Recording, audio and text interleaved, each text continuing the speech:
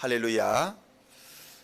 오늘은 고린도전서 14번째 시간으로 고린도전서 5장 1절로 8절까지의 말씀을 본문으로 죄를 통하니 여기라 라는 제목으로 은혜의 말씀을 함께 나누고자 합니다.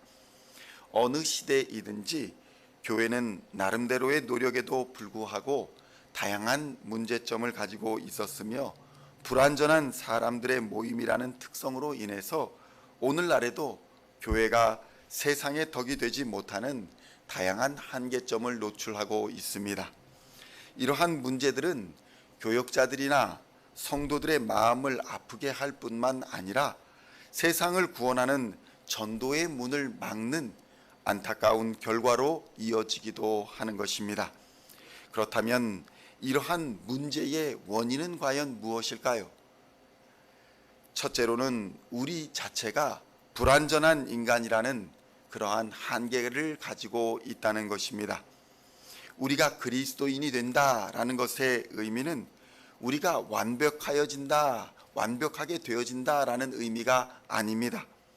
예수 그리스도로 말미암아 거듭난 성도들이라고 해서 인간의 나약함과 부족함이 없는 완벽한 사람이 되는 것은 아니라는 말입니다. 그래서 교회에서도 다양한 문제가 발생할 경우에 대부분의 문제는 사람과 관련한 인간관계와 관련한 문제가 대부분인 것입니다. 성도들은 이렇게 사람들과의 관계에서 실망하는 것이지 예수님에 대하여 실망합니다, 이런 말을 하지는 않습니다. 세상 사람들도 교회를 비난할 때에 교회의 사람들에 대하여 비난을 하는 것이지 예수 그리스도 자체에 대하여 비난하는 경우를 거의 보지 못하는 것입니다. 성도 여러분, 베드로를 한번 살펴보십시오. 베드로도 사람이었습니다. 그는 예수님의 가장 가까운 곳에서 예수님을 알았고 예수님을 따랐던 사람이었습니다. 예수님을 섬겼던 사람이었습니다. 그러나 그는 예수님을 배반했습니다. 결국 우리가 겸손하게 인정해야 할 것은 이 세상을 살아가는 사람은 누구든지 완벽하거나 완전하지 않다는 것입니다. 사람이 죽는다는 것 그 자체가 사람이 완벽하지 않다는 것을 증거하는 것입니다. 따라서 우리의 인생의 목표는 예수님을 닮아가는 것이지 완벽하게 변화되는 것이 아니라는 것입니다. 완전함에 이르는 것, 이것이 우리의 목표는 아닌 것입니다. 베드로를 다시 한번 살펴보면 베드로는 주와 함께 죽을지언정 주를 부인하지 않겠습니다, 이렇게 고백하던 사람이었습니다. 그러나 그는 결국에 예수님을 부인했습니다. 그러나 예수님은 이렇게 예수님을 부인한 베드로를 사랑하셨습니다. 이에 베드로는 그의 전 생애를 걸고 예수님을 닮기 위해 노력했으며 그의 죽음조차 예수님을 닮아갔던 것입니다. 우리는 이 베드로의 사건에서 희망을 보게 됩니다. 그것은 예수님이 베드로가 완전하고 또 완벽해서 사랑하신 것이 아니라는 것이었습니다. 베드로의 연약함, 그리고 베드로의 불같은 성격, 그리고 여러 가지 단점에도 불구하고 예수님은 베드로를 사랑하셨습니다. 성도 여러분, 마찬가지로 하나님은 우리의 여러 가지 단점과 또 여러 가지의 문제점에도 불구하고 우리를 사랑하신다는 것입니다. 그것은 바로 우리 주 예수 그리스도께서 우리를 십자가의 피로 건져 영생의 보증이 되어 주셨기 때문입니다. 그래서 하나님은 예수 그리스도의 십자가를 믿는 자는 누구든지 그의 불완전함에도 불구하고 그를 사랑하여 주시는 것입니다. 그러나 기억해야 할 것은 하나님이 우리를 사랑하시지만 죄까지도 사랑하여 주시지는 않는다는 것입니다.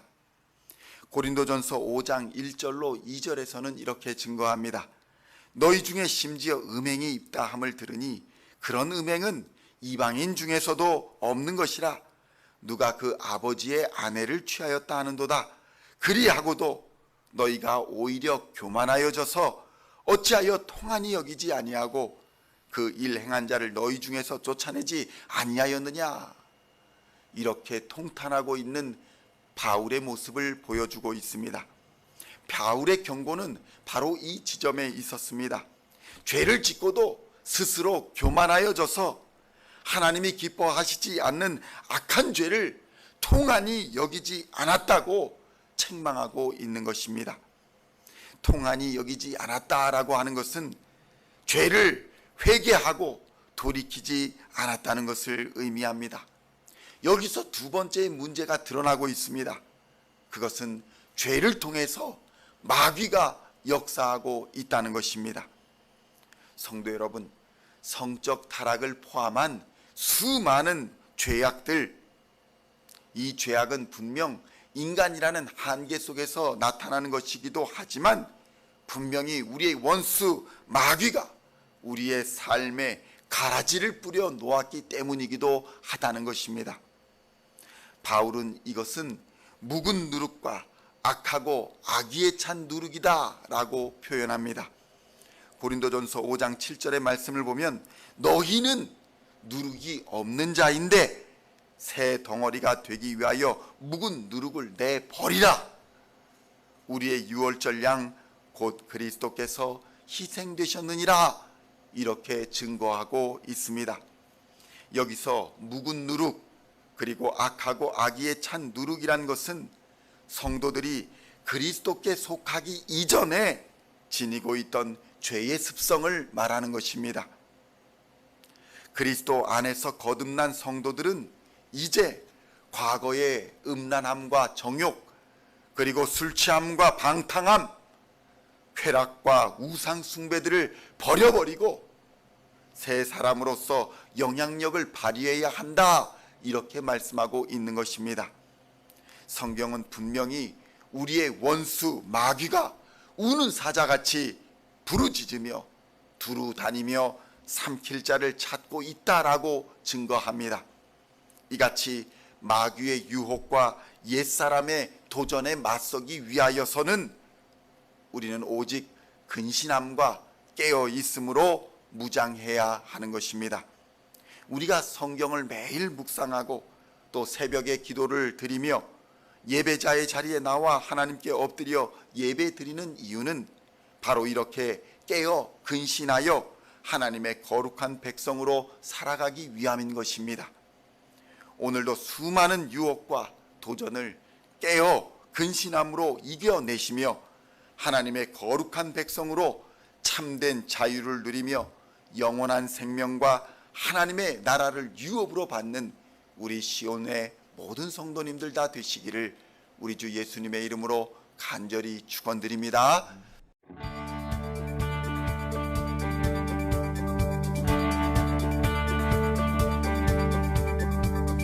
Singing songs of thy praise, we are coming to you, dancing before